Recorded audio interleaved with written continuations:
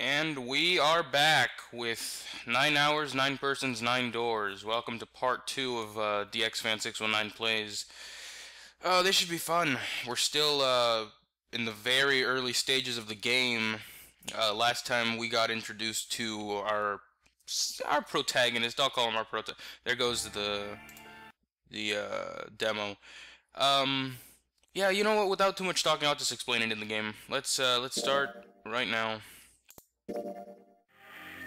Loading complete, resuming game. Okay, so last time we were trapped in this cabin that is filling up with water, and we got introduced to our protagonist Junpei, and we know that he has been kidnapped by someone called Zero, which is pretty interesting. So now let's look at our inventory item. Whoops. We have this. We have 2 notes, a key, and a picture, which is really a code thing. I don't even know what to call it. I've played this already, so I know what we have to find. Let's see if I can. Because I don't remember the exact location, but I know we're looking for a blue key. Is it behind here? No, that's the red briefcase. I don't think it's in here. No, this is totally a stove. Nothing inside though. Okay. This is a ladder that goes up to the top bunk. We're at the middle bunk. There's nothing useful here. Let's see if it's over here. I think this is where the red key was. Yeah. Okay. There's nothing else under the pillow. I'm trying to remember where the. Well, I can reach this bunk. Might as well look through it. Nothing here. Down in the bed, there's nothing up on top. There we go. There's the blue key. A key. Well, there's a little blue key at the bottom of this pot. Odd. Okay. Now this is the puzzle part, because there's 2 briefcases as you've seen. There's a blue briefcase over here. It's locked tight in the key. Now what we have to do is decipher this code, which is not fun to do.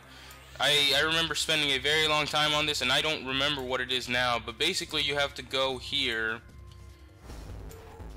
Okay, you see how this is solidly blue? Well, I guess solidly black would match here, so it's 0, this triangle here, 0, 2, red, 0, 2, what does this say?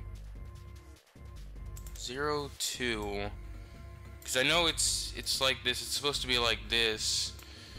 I'm pretty sure 0 and 2 are the first digits.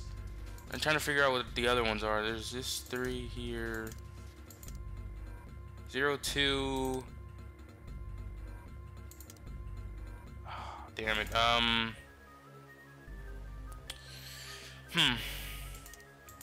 seriously don't remember how to do this.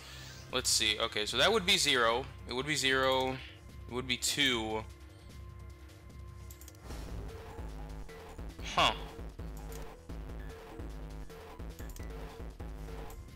Let me see something. Let me flip this. 0, 2.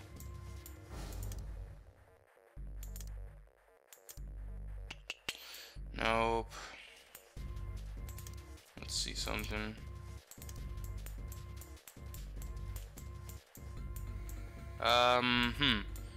I may have to edit some of this because this is probably going to be boring for you guys trying to figure out this puzzle here. Maybe it's just obvious and I'm not getting it. It would be 0, 2. If we did this, it would be 0, 2, 8, 5. And you know what? Let's try that. I don't think it's 0, 2, 8, 5, but I've got to put in the key to the keyhole. Oh, whoops. Oh, I have to switch to the blue key. Alright, let's see what happens if I put in the blue key in this keyhole. And nothing. I guess I'm gonna have to, I'm gonna need some sort of code. Oh, here's the, you know what? I'll probably just skip over this. Okay. I think that's that.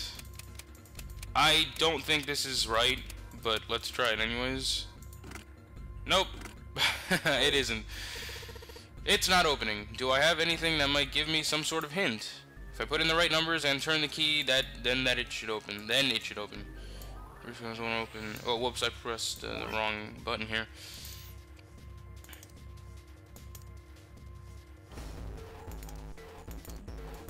Oh shit! I think I just figured it out. Oh, fail. Oh, I pressed the wrong button again.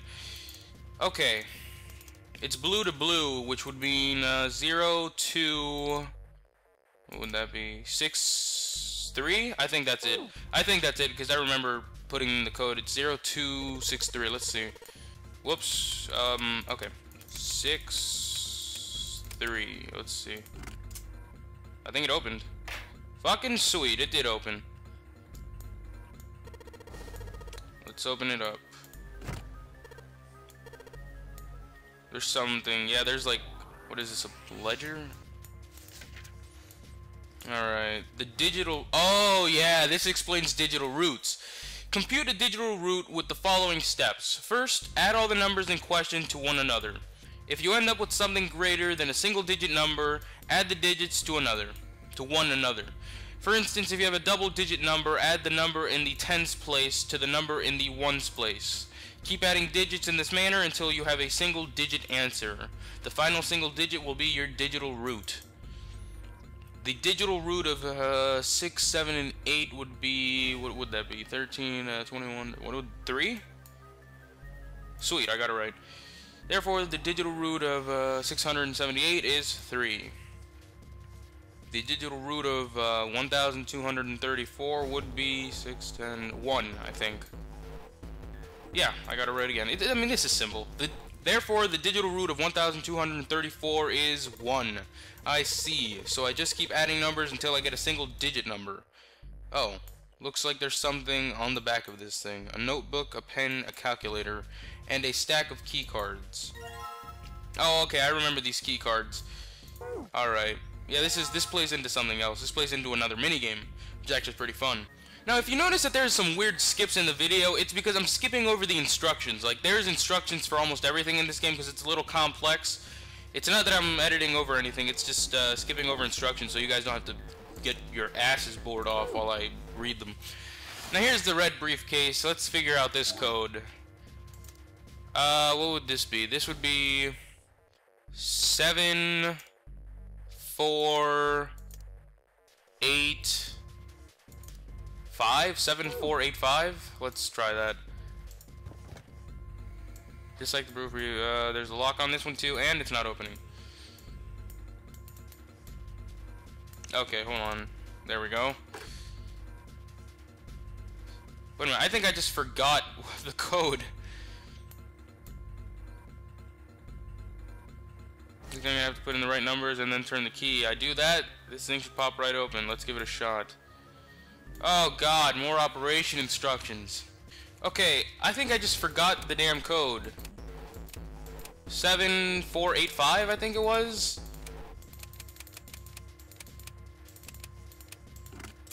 Oh shit, it opened. Okay, I remembered, I guess. Yes, I unlocked it. Okay, it's opening. Okay, the red key cards. Alright, I remember this. And then we have to go over to... Okay.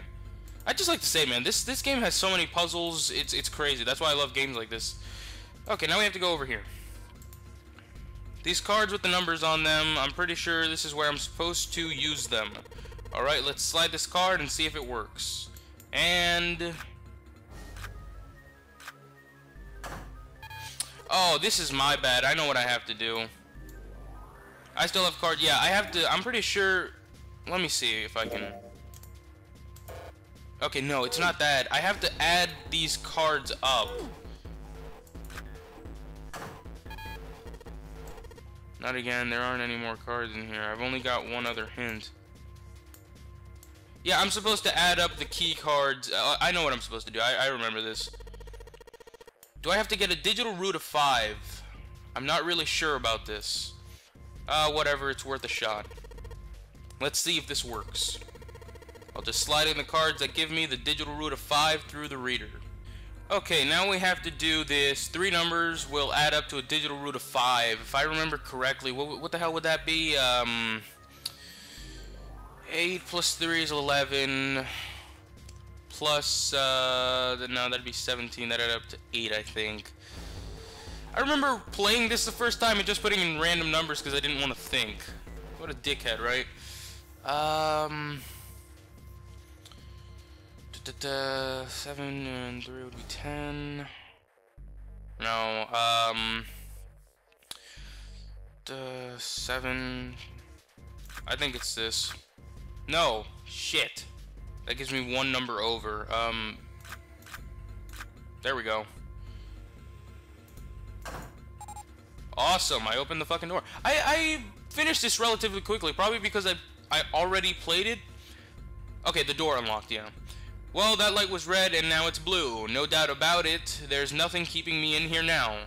Time to go. Let's get the hell out of here, because I don't... This room. Let's, there we go. Look at that 3D, that amazing modeling right there. You found it. Yes, I found the way out.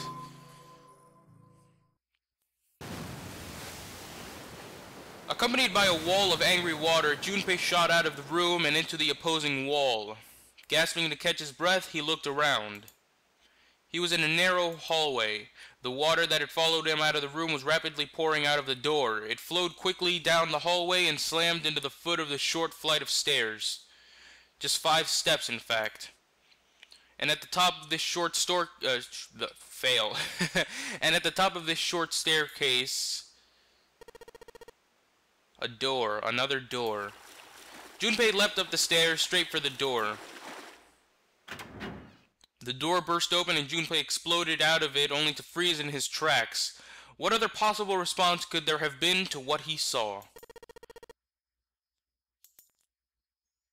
His voice trailed off and all he could do was stare. A polished floor stretched out before him, ornament staircases rising up from the edges, each one of them equidistant from the other. The stair and pillars were solid wood, and the Art Nouveau embellishments and decorations covered the wall and pillars. It looked like nothing so much as the entrance to a luxurious mansion from the early 1900s. Junpei couldn't help but wonder, was he really in a ship? The water quickly filling the hallway behind him suggested that yes, he was. As he looked, a fresh wave rolled out of the room he'd been in, gathering speed as it moved towards the stairs. Oh shit, a wave. Junpei spun around, his wet shoes squeaking in protest on the polished floor, and ran toward the tremendous staircase in front of him. C-deck. B-deck. As he ran, he glanced quickly at the plates mounted on the wall, denoting the decks of the ship.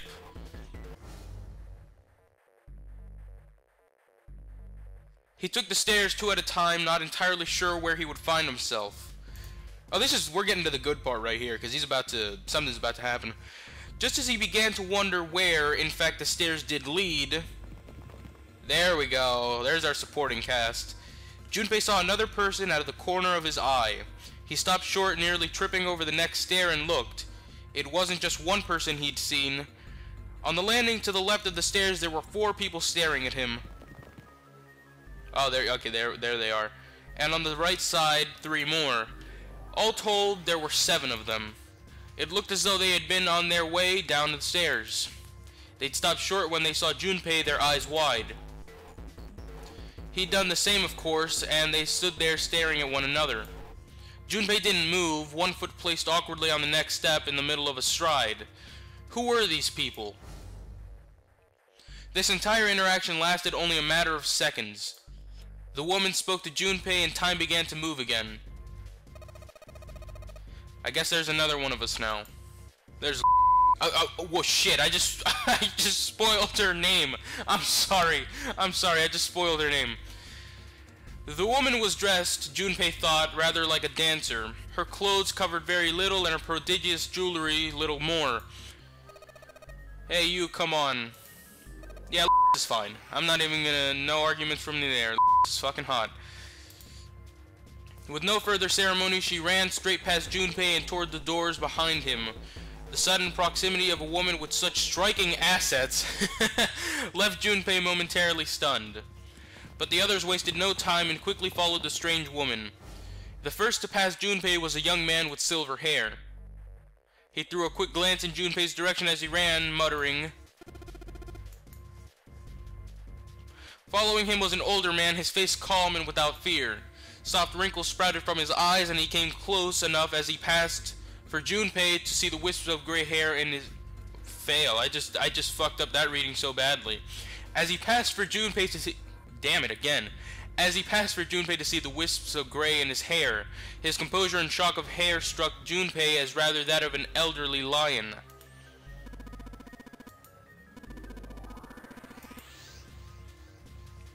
The next to speak was a girl with pink hair and a high voice. I like how they even pitched up the noises for the text for, well, I can't say her name, but they pitched for this chick. Her small hand was wrapped around the wrist of another man. His eyes were closed, almost as though he were sleeping. His features were graceful, almost serene, and he was dressed rather elegantly for someone his age. Something about his posture seemed very refined, and Junpei couldn't help feeling he was noble and dignified somehow. He'd certainly never seen one, but this man seemed like what Junpei had always imagined a prince would be like. That's 9 of us then. What does all of the cards are in hand mean, he wondered. Junpei opened his mouth to ask what the other man had meant, but the girl with pink hair rushed past him and they were gone. He turned just in time to see 2 more people running toward him. One of them had hair like a bird's nest and looked as though a stiff breeze might topple him, and the other was a veritable mountain of a man. The scrawny one said nothing and scuttled past Junpei as though he were running from something.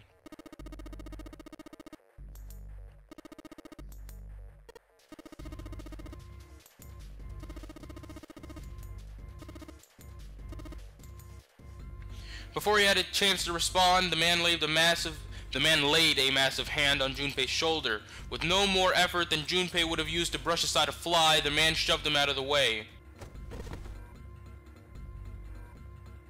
Thrown off balance by the man and recent events, it took Junpei a few steps to get his bearings. He finally regained his balance and looked up at what the other 7 had been running toward. Oh, sweet, all these rooms. Yeah, I remember this. There were 2 pairs of large iron doors set into the wall in front of him. They looked quite sturdy and each had handles jutting from them. Written across the surface of each door in red paint was a number. The door on the right had a 4, and the door on the left had a 5.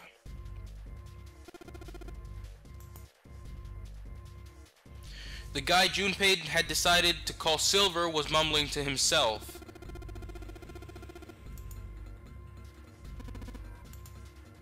With an arched eyebrow, the lion looked over at Silver.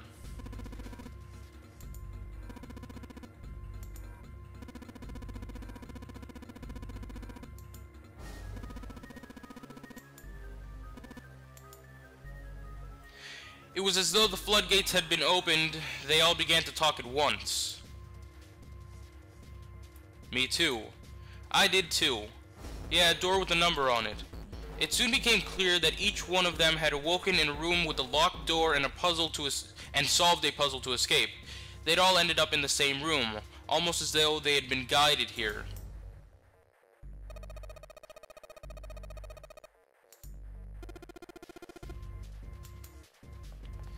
Before the dancer had time to finish, Silver was already running. He grabbed hold of the door labeled 5 and pulled. However, fuck, it's not opening. That'd be my reaction.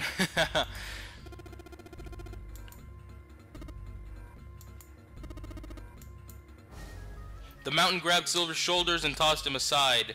His path cleared, he took a few steps back and threw himself at the door. Once, twice, 3 times. 4 times. The door shook as his body slammed into it, but showed no signs of breaking or opening. The mountain threw himself at the door again. Junpei turned toward door number 4. Next to the door on the wall was a small box. It looked just like the one he'd seen in his room next to that door. If it was the same, then this door was likely locked as well. Still, he had to check. Junpei grabbed a handle and threw all of his weight on it.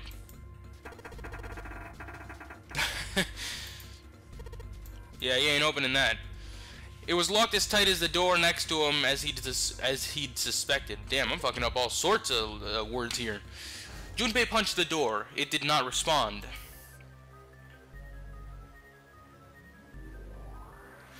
Were these the only doors, he'd wondered. He'd barely finished the thought when the C-deck plate he'd passed up on his way sprang unbidden to his mind. I may have just fucked up the pronunciation of that word too. Hey, well, this is live, folks. This is a Let's Play, so I'm not gonna edit it like I edit all my other videos, so bear with me, guys. His body moved before he had time to think. Junpei turned and ran back to toward the stairs. He had scarcely taken a step when, at the top of the stairs, next to an ornament clock embedded in the wall, he saw a person. Okay, you know what? This is where I'm gonna cut. Let me just play one more scene because this is an important scene in the game. It was a girl. She'd looked to be the same age as Junpei. He froze, unable to look away from her face. He wasn't confounded by her beauty or something equally silly. No, there was another reason he couldn't take his eyes off the girl. And you will find that reason out on DXFan619 Plays 999 Part 3. This has been Part 2 of my little Let's Play of this game. I hope you guys enjoyed it. Part 3 will be out next week. I think I'm recording this on Thursday, and I think I'm gonna have this up by Saturday. I think Saturday is gonna be the general day for when I put these up. But yeah, this is gonna be a thing from now on until I finish the game. I don't care what ending I get, as long as I finish the game. That's all that matters to me. So thank you for watching. I hope you enjoyed it. Peace out. See you in Part 3.